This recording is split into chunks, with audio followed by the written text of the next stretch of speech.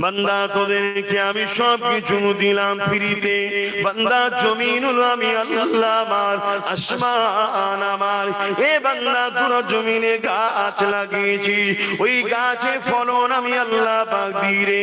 তোরা আহার করবি, নানা রকম সবজি তৈরি করে দিই রে, নানা রকম ভিটামিন খাদ্য দিয়েছি, নানা রকম সুস্বাদু খাদ্য দিয়েছি, এবং এমন করে নানা রকম পশু তৈরি করেছি যে কোনো তোদের জন্য হালাল করেছি, যে কোনো তোদের শরীরের উপকারে লাগবে রে বান্দা। এ বান্দা তার আগে কখনো কি তোরা ভাবলে তোমার আব্বা আম্মার মিলনের বিনিময়ে মায়ের রেহেমে তোমার আব্বা শরীরের রস যাবার পরে 40 দিন পর থেকে আকৃতি তৈরি আমি আল্লাহ করলাম, ওতে আমি আল্লাহ জান দিলাম। আস্তে আস্তে দুনিয়া জমিনে তুমি আসবার সময় হলো, আমি আল্লাহ তুই তোদেরকে ভালোবাসি। এ দুনিয়ার বান্দা বান্দি রে, এ সব ধোঁকা ধোঁকা ধোঁকা ইবলিস তোদেরকে আমার বিরুদ্ধে নিয়ে যেতে চাইছে রে। দুনিয়ার মায়া জানে তোরা জড়িয়ে যাস না রে, এটা আমি আল্লাহ আমার একটা পরীক্ষা। দুনিয়ায় কাকে সন্তান দিয়ে পরীক্ষা করে, কাকে ধন দৌলত দিয়ে পরীক্ষা করে, কাউকে ক্ষমতা যুদ্ধে পরীক্ষা করি, কাউকে লিডার নেতা বানিয়ে পরীক্ষা করি, কাউকে হারিয়ে দিয়ে পরীক্ষা করি, কারো বাপ মা কেড়ে নিয়ে পরীক্ষা করি, কারো স্ত্রী দিয়ে পরীক্ষা করি, কারো স্বামী জালিম দিয়ে পরীক্ষা করি। এ আমার বান্দা বান্দি রে, মনে রেখে দেবি তোদের জীবনে একটাই মাকসাদ থাকবে, এই জমিন আসমানের মালিক আমি আল্লাহ আমার দাসত্ব করা। কখনো কি তোরা একবার ভাবলি না দুনিয়া জমিনে তোরা আসবি, আসার আগে তোদের আম্মা জানের গর্ভেতে তোরা যখন ছিলি স্তনে কে দুধ পরিপূর্ণ করে দিয়েছিল, এবং এত সুন্দর সিস্টেম আমি করে দিয়েছি যারা তোদের ছোটবেলায় সাকি গুলো সরু সরু ছোট ছোট পান করতে গিয়ে বেশি যদি একসাথে বাহির হয় গলায় আটকে যে মারা যাবি, নিঃশ্বাস নিতে পারবি না। এই অসংখ্য ছিদ্র দিয়ে আস্তে আস্তে আস্তে আস্তে যতটা তুই ভোগ করতে পারবি, যতটা তুই টানতে পারবি, এ বান্দা আমি আল্লাহ পাক এত সুস্বাদু নিয়ামত খাদ্য তোমার আম্মার স্তনেতে আমি আল্লাহ পাক ভরিয়ে দিয়েছিলাম। বান্দারে সামান্য বড় হয়ে যে আমি আল্লাহকে ভুলে গিয়ে শয়তানের দাসত্ব করে বেড়াতে লেগেছি, চুরি ডাকাতি বদমাই হারাম ইনকাম করতে লেগেছে। এ বান্দা মনে রেখে দিবি আমার কাছে কিন্তু সবাইকে ফিরে আসতে হবে। এ যুবকেরা আপনারা, দুনিয়া তোমাকে আমাকে বিভিন্ন খেলনা ধরিয়ে দিয়ে তোমাকে আমাকে বেঘরে করে রেখেছে, বিভিন্ন নেশার দ্রব্য দিয়ে তোমাকে আমাকে বেঘরে করে রেখে দিয়েছে, বিভিন্ন গান বাজনা ফাংশনের তালে তোমাকে আমাকে ভুলিয়ে দিয়ে বেঘর করে রেখে দিয়েছে। এদিকে তোমার আমার পেছনেতে লাখো লাখো মসজিদকে ভেঙে ফেলছে, লাখো লাখো মুমিন মুসলমানের ইজ্জতকে লুটে ফেলছে, লাখো লাখো মা বোনেদেরকে হত্যা করছে, লাখো লাখো মানুষের উপরে জুলুম চালাচ্ছে।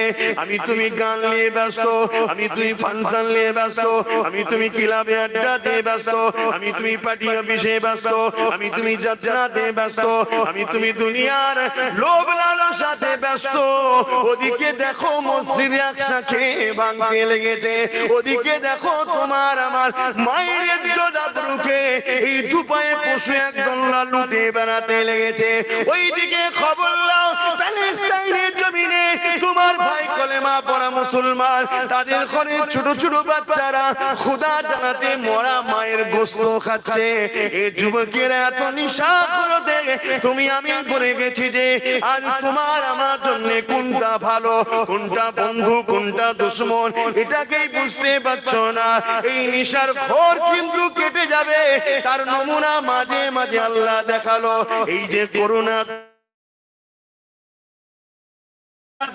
দিল, এ বাংলারে এই জমিনে আমি তোদেরকে পাঠিয়েছি আমার জন্য আমার আমলের জিন্দেগি তৈরি করবি, আমার রাস্তাতে চলবি, ন্যায় প্রতিষ্ঠিত করবি, ইনসানিয়াত প্রতিষ্ঠিত করবি, সমাজের বুকে শান্তি প্রতিষ্ঠিত করবি, গরিবদেরকে প্যার করবি, মা বাপকে সম্মান করবি, অসহায়কে আশ্রয় দিবি, এতিমদেরকে ভালোবাসবি, নামাজের সময় রুকু সিজদা দিবি, আলেম উলামাদেরকে প্যার করবি, কোরআন তিলাওয়াত করবি। এ বান্দা রে, তোদেরকে আমি জমিনে পাঠিয়েছি আমার নবীর দ্বীনের কাজ করবি, আমার নবীর দ্বীনের সেবা করবি।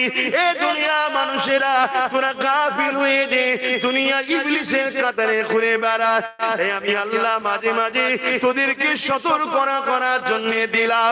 আজ আপনাদেরকে জিজ্ঞাসা করি, কোন শক্তির উপরে ভরসা করি আপনারা ছুটে যেতে লেগেছে? আপনার দুনিয়াদার যে শক্তিরা রয়েছে, ওই শক্তিকে আমার আল্লাহ পাক সামান্য কিছুদিন আগে এমন পানি দিল, ঝড় দিল, ওই ঝড়ে তারা নেস্তে নাবুদ হয়ে গেল। ঠিক না বেটি? কার উপরে ভরসা করে চলছো?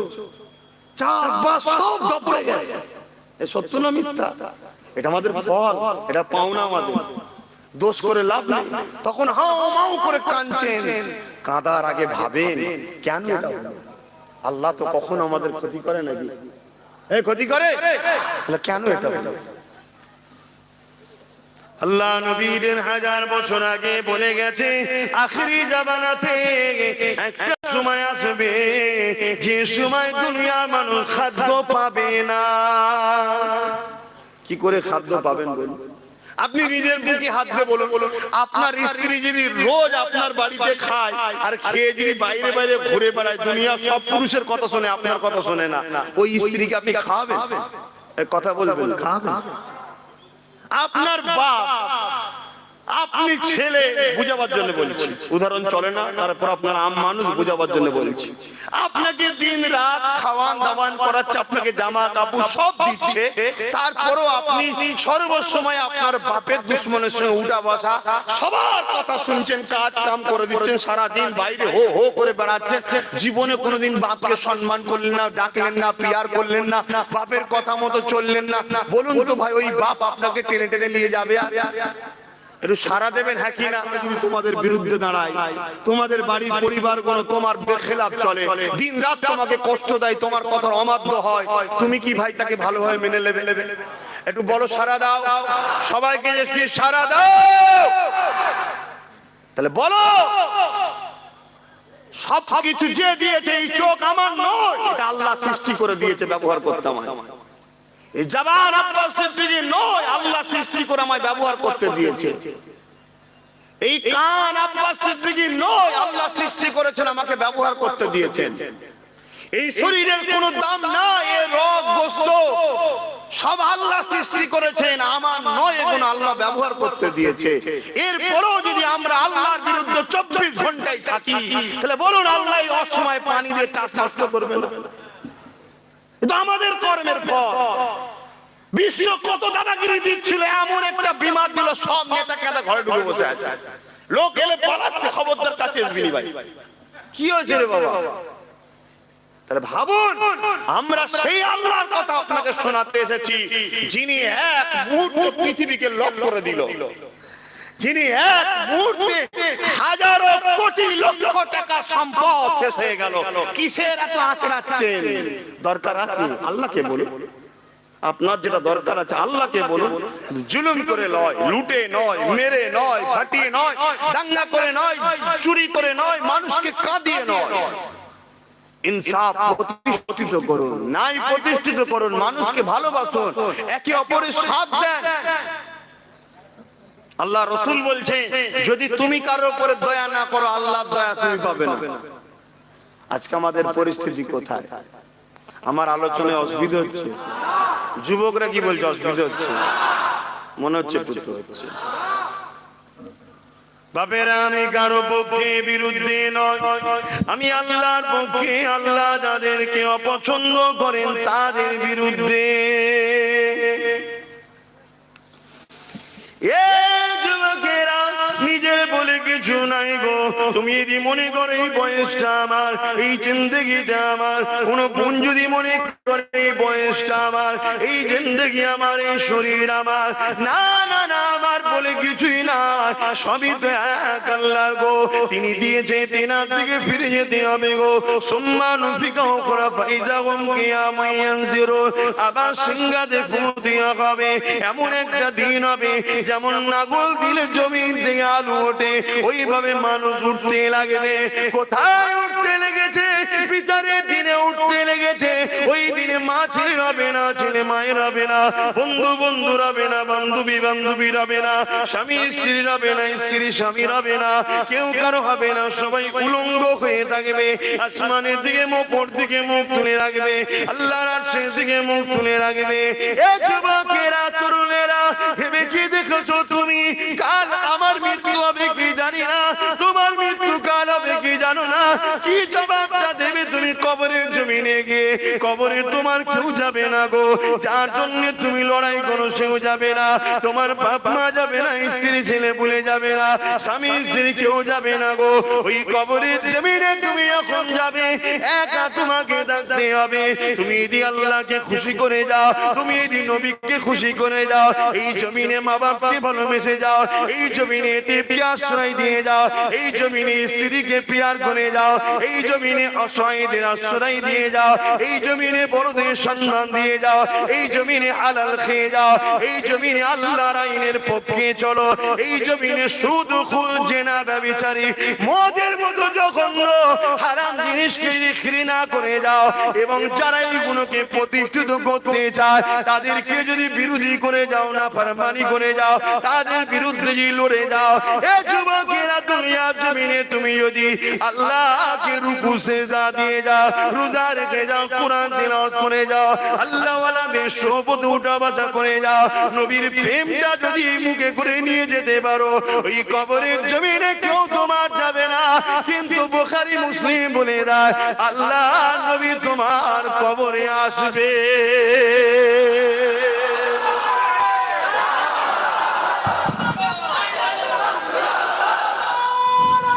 अल्लाह भावो तेरी जालियों के नीचे तेरी रहमतों की छाए, जिसे देखनी हो जन्नत ओ मदीना दिखाए, जिसे देखनी हो जन्नत ओ मदीना दिखाए। रोजे के सामने में ये दुआएं मांगता था, रोजे के सामने में ये दुआएं मांगता था, मेरी जान निकल तो जाए, ये समा बदल न जाए, मेरी जान निकल तो जाए, ये समा बदल न जाए, जिसे देखनी हो जन्नत ओ मदीना दिखाए। अल्लाहुम्मा सल्ली अला तैयबा के जाने वाले, तुझे मैं दुआएं देता हूँ, तैयबा के जाने वाले, तुझे मैं दुआ देता हूँ, दरे मुस्तफा पे जाकर तो ये जहां को भूल जाए, दरे मुस्तफा पे जाकर तो ये जहां को भूल जाए, जिसे देखनी हो जन्नत ओ मदीना दिखाए। अल्लाहुम्मा सल्ली अला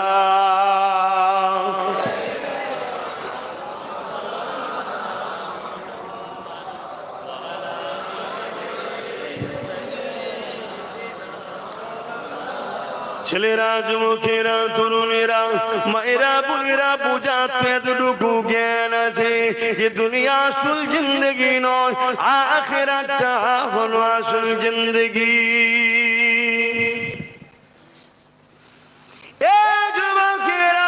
সবকিছু আল্লাহ ফিরিয়ে দিয়েছে গো। আল্লাহ দুটো চোখ দিয়েছে, কান দিয়েছে, হাত দিয়েছে, পা দিয়েছে, বাঁচিয়ে রেখেছে, নিঃশ্বাস দিয়েছে। তোমরা গাছ লাগাও, কিন্তু গাছ থেকে ফলন তোমাদের করার ক্ষমতা নাই, সেই গাছকে বাঁচিয়ে রাখার ক্ষমতা তোমাদেরও নাই। তার প্রমাণ আল্লাহ করে দিল, বান্দা সামান্য পানিতে তোদের সব চাষ বেকার হয়ে গেল।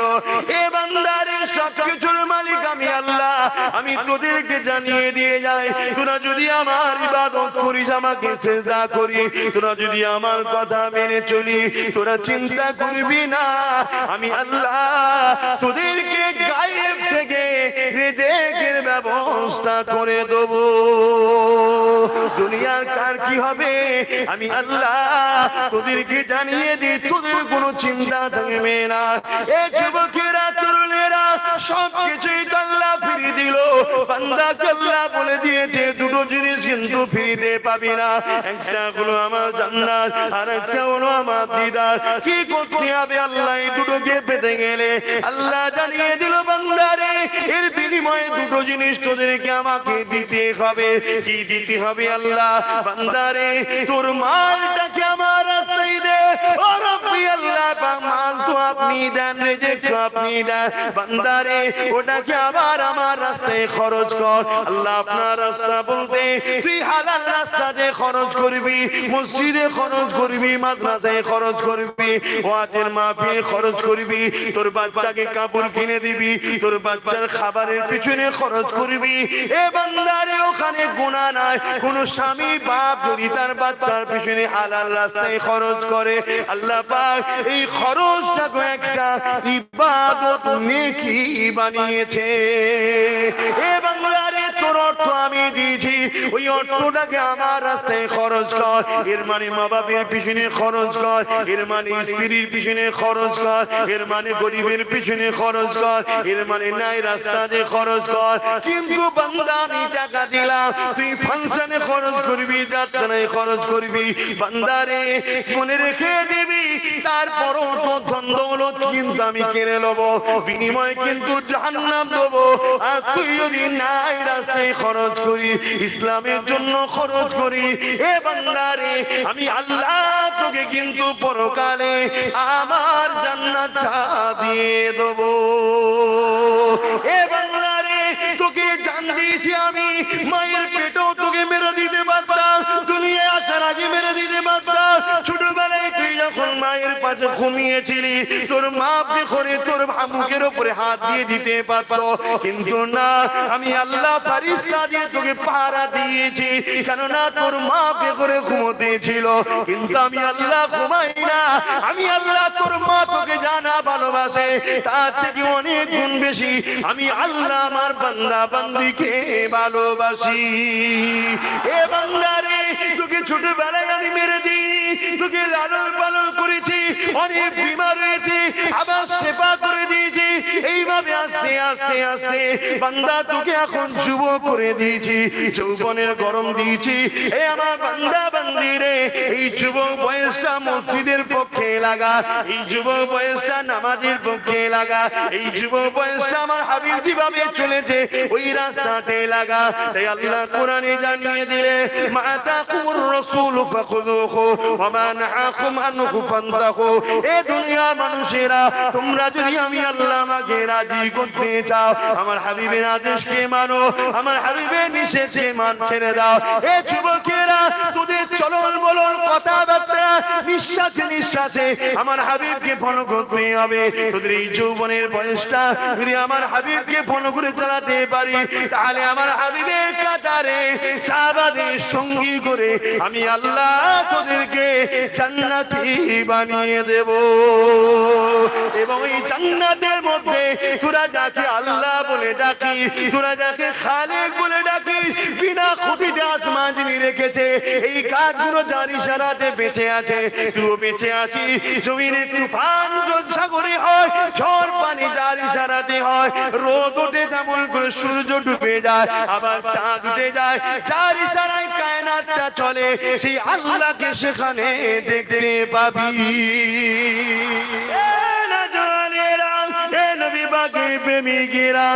যুবকেরা কি মনে করতে লেগেছো? মনে করছো বুড়ো হয়ে তারপরে দেখবো?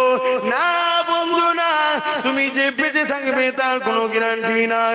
মনে রেখে দিও কিয়ামতটা বড় কঠিন হবে গো, যেদিনে তোমার দুনিয়ার কোনো নেতা মন্ত্রী লিডার এমপি কাউকে পাওয়া যাবে না গো, যেদিনে দুনিয়া জমিনে তোমার কোনো পীর মশাই এবং তোমার আত্মীয় স্বজন বাপ মা কেউ তোমার দুনিয়াদাররা কাজে লাগবে না। ওই দিনে কাজে লাগবে কে? যিনি মদিনা জমিনে আজও তোমাদের জন্য কাঁদছে, ইয়া রাব্বি হাবলি উম্মতি উম্মতি বলে, যে নবী তোমাদেরকে বাঁচাবার জন্য অনেক কিছু বলে দিয়ে গেছে। বান্দা, যেদিন দুনিয়া জমিনে দেখবি সমাজের লিডার হবে দুর্নীতিবাজ, মনে করবি কিয়ামত খুব কাছে। যেদিন দেখবি সমাজে প্রকাশ্য মত চলছে, জানবি দাজ্জাল বেরোবার সময় হয়ে গেছে। যেদিন সমাজে দেখবি জেনার বিচারি পরকীয়া লেগে গেছে, ওই দিন জানবি দাজ্জাল খুবই কাছে। হে আমার উম্মত উম্মতিরা, যেদিন দেখবি সমাজে প্রকাশ্য গান বাজনা হতে লেগেছে, ওই দিন বুঝবে দুনিয়া খুবই শেষের দিকে, দাজ্জাল বেরোবার সময় হয়ে গেছে। যেদিন দেখবে এমন করে ছেলে বাপকে অপমান করবে, বন্ধুকে আপন করবে, ওই দিন জেনে রাখবে দুনিয়া বড় শেষের দিকে, দাজ্জাল বেরোবার সময় হয়ে গেছে।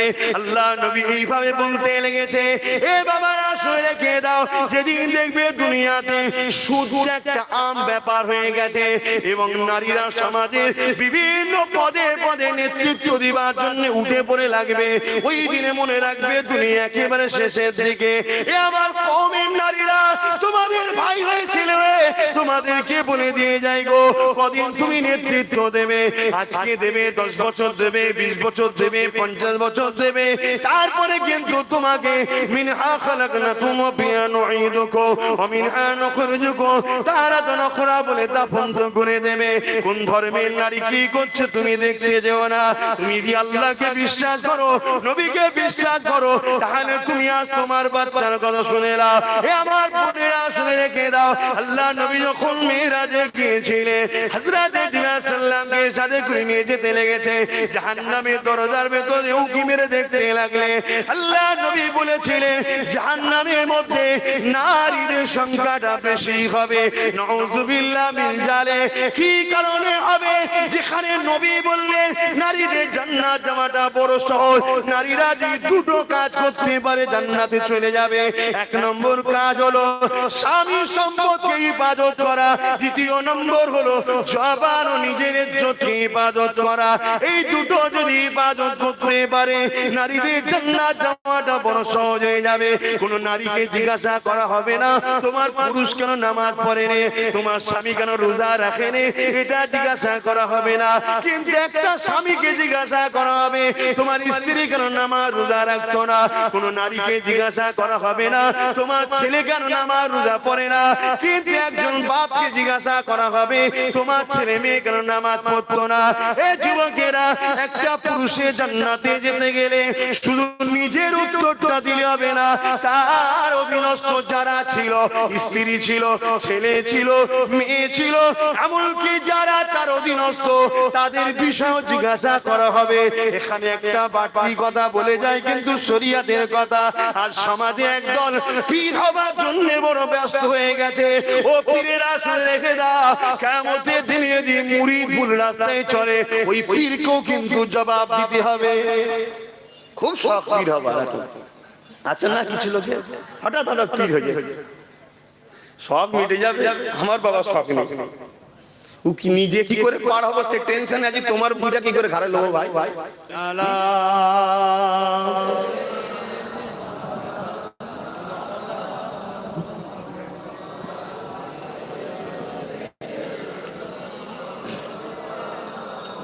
মুসলমান ঘরের ছেলে মেয়েরা তরুণেরা দুনিয়া জিন্দগিটা কেমন ভাবে কাটছে, আল্লাহ থেকে দূরে থেকেও তো শান্তি তো পেলেন না, রসুলের থেকে দূরে থেকেও তো শান্তি পেলেন না।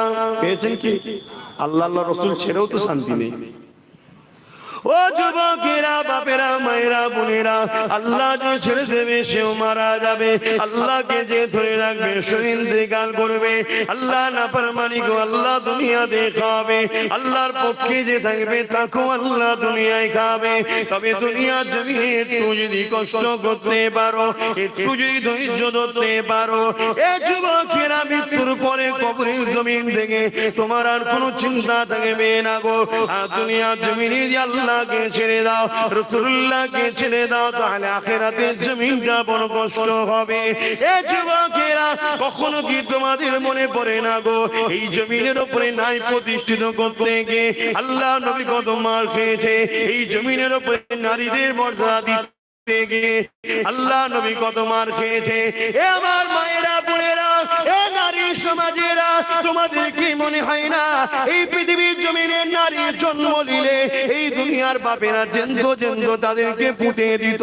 আল্লাহ নবী বাপগুলোকে বুঝিয়েছিল, বাবারা নারীগুলোকে জেন্দ্র পুঁতে দিস না রে বাবা, নারী বড় নিয়ামতের জিনিস রে। এই কথা নবী বলার জন্য তৎকালীন সময়ে জালিমেরা নারীদেরকে যেন হত্যা করত, তারা আল্লাহ নবীর বিরোধী করেছিল। নবী পাক এই নারীদের অধিকারের কথা বলতে গিয়ে আল্লাহ নবীর জীবনে এমন দিন গেছে, আল্লাহ নবী একটানা 1 মাস পর্যন্ত পাহাড়ে বন্দী ছিল। এ নবীর গোলামেরা আজ সেই নারীর অপমান হচ্ছে, আজ সেই নারীরা বেইজ্জতি হচ্ছে, আজকে সেই নারীদের ঘরে বিভিন্ন লোনের মাধ্যমে, বন্ধনের মাধ্যমে, বিভিন্ন সমিতির মাধ্যমে তাদেরকে বেইজ্জতি করতে লেগেছে। এ যুবকেরা, তোমার আমার নেতা নারীদেরকে মর্যাদা দিয়েছিল।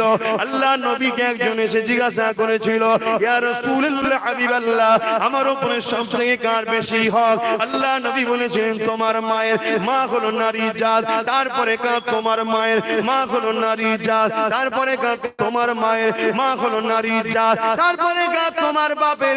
যে দুনিয়ায় নারী হত্যা হতো, যে দুনিয়ায় নারীকে ভোগের জিনিস বানিয়েছিল, যারা নারীদেরকে বেইজ্জতি করত, সেই সময় নবী আমার নারীদেরকে এত মর্যাদা দিল, পুরুষের থেকে 3 গুণ বেশি নারী মায়ের জাতের মর্যাদা। কিন্তু আজ আমার মা বোন গুলো দুনিয়ার লোভে পড়ে গেছে, রসুল ছেড়ে দিয়েছে, ছেড়ে দিয়ে বেপর্দা হয়ে হই হই করছে, মনে করছে খুব ভালো হচ্ছে, কিচ্ছু ভালো নয়। মায়ানমারের কথা মনে আছে? আজকে তারা কিন্তু হাড়ে হাড়ে বুঝেছে। যখন দুনিয়ার আলেমরা বলেছিল মায়েরা মায়েরা, বোনেরা বোনেরা, কথাকে গুরুত্ব দেয় না। আজ আমি বলছি, জানি না আমার কোন মা কোন বোন গুরুত্ব দেবে, আমি জানি না, কিন্তু ভালোবাসি বলে যাচ্ছে। কাল আনলো বলবো, পরশু আনলো বলবো, যদি দুজন শোনে কমসম দুজন বেঁচে যাবে। দুনিয়ায় তো বেইজ্জতি হবেই হবে, আর আখিরাতেও জাহান্নামে যেতে হবে, কিচ্ছু করার নেই। আব্বাস সিদ্দিকীর ব্যাপার নেই এখানে যে আমি কিছু যে দরখাস্ত করব, আল্লাহ গো এই গুণ আমাকে নজরানা দিতে, আর দিতে এই গুণকে ছেড়ে। দুনিয়ার মানুষেরা, দুনিয়ার বুক থেকে আলেমেরা উঠে যাচ্ছে। আজ দুনিয়ার বুকে হক কথা বলা আলেম পাওয়া যাবে না গো, কারণ হক কথা বললে জুলুম হবে, কারণ হক কথা বললে বাধা আসবে, হক কথা বললে মুসিবতের সম্মুখীন হতে হবে, হক কথা বললে সমালোচনা হবে, হক কথা বললে তার বিরুদ্ধে ষড়যন্ত্র হবে, হক কথা বললে তার মাহফিলকে বাধা দিয়ে হবে। এই জন্য আজকাল বেশিরভাগ আলেম উলামা পীরজাদারা কোন রকম তালি দিয়ে গীত গিয়ে চলে যেতে লেগেছে। কিন্তু সমাজের বুকে আমার কওমের মানুষেরা আজকে তারা ধ্বংসের দিকে চলে যাচ্ছে। আমার কওমের মেয়েরা আজকে বিভিন্ন লোনের নামে, বিভিন্ন বন্ধনের নামে, বিভিন্ন সমিতির নামে, বিভিন্ন নারীবাদীর নামে তাদেরকে বাইরে বার করে দেওয়া হলো। কেননা জালিমরা জানে পুরুষদের দোয়া দর কবুল হবে না, হবে না। ঘরে কিন্তু বসে বসে মেয়েগুলো কবুল করে নেবে, ঘরে যদি বসে বসে দোয়াটা করে তাহলে কবুল হয়ে যাবে। ওরা ঘরে থাকবে, নামাজ পড়বে, ওরা ঘরে থাকবে, কোরআন পড়বে, ওরা ঘরে থাকবে, স্বামীর সম্পদ সম্পদকে হেফাজত করবে। ওরা ঘরে বসে বসে যদি পবিত্র থাকে, পর্দায় থাকে, পর্দা নিশিনা নারীর দোয়া আল্লাহ কবুল করে। যেমন আম্মা হাজেরার দোয়া কবুল করেছিল। বিশ্বের কোন পুরুষ তাকে দেখে না। যখন জালিম সন্তান আম্মা হাজেরাকে নিজের খায়েশ মিটাবার জন্য ঘরের মধ্যে নিয়ে গিয়েছিল, আম্মা হাজেরা আল্লাহর কাছে হাত তুলে বলেছিল, আল্লাহ রে, এই ইজ্জত কোনোদিন কেউ দেখেনি, আমার চেহারা কোনোদিন কাউকে দেখায়নি, কেন আপনি বলেছেন পর্দা করতে, আপনার খুশির জন্য ঢেকে রেখেছিলাম। কিন্তু হাজেরা একজন নারী, বড় দুর্বল কমজোর, আজকে কিন্তু আমি বন্দী হয়ে গেছি, এই জালিমের সঙ্গে আমি লড়াই করে পারবো না। এই জায়গায় আমার ইজ্জত বাঁচাবার মালিক একমাত্র তুমি। কিন্তু নিজে থেকে কোনোদিন তো ইজ্জতকে বিক্রি করিনি, ইজ্জতকে কখনো পর পুরুষকে দেখাইনি, নিজেকে সর্বসময় ঢেকে রেখেছিলাম। ও আমার আল্লাহ, আজ তোমার কাছে আমি সাহায্য চাই, হাজেরার ইজ্জতকে তুমি বাঁচিয়ে দাও। জালিম রাজা সঙ্গে সঙ্গে আম্মা দোয়া কবুল হয়ে যায়। জালিম রাজা এক হেঁটো পাকা জমিনে আল্লাহ পাক গেড়ে দেয়।